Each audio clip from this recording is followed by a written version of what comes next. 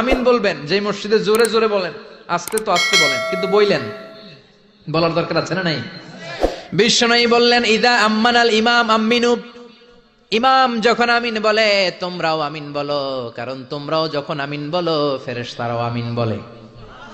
তোমাদের আমিন ফেরেশতাদের আমিন যখন মিলে যায় তোমাদের জীবনের সব গুনাহ মাফ করে দেয় কে?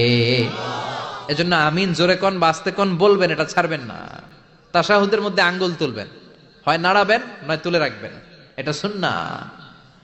আশাদ্দু আলা শাইতান মিনাল হাদিদ, শয়তানরে লোহা দিয়ে পিটাইলে যত কষ্ট পায় তাশাহুদে বসে এই আঙ্গুলটা নাড়ালে এর চেয়ে বেশি কষ্ট পায়। সুবহানাল্লাহ কইবেন না? এজন্য মুরাআতুস সুনান, সুন্নাতগুলো মানার চেষ্টা করেন, সালাতে মনোযোগ বাড়ায় দিবে কে?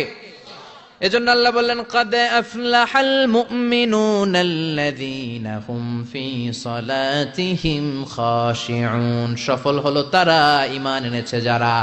আর ঈমানদারের প্রথম বৈশিষ্ট্য আল্লাযীনা হুম ফি সালাতিহিম খাশিউন, নামাজের মধ্যে মুসল্লির অন্তরে ভয় থাকবে কার? মনে থাকবে? খুশু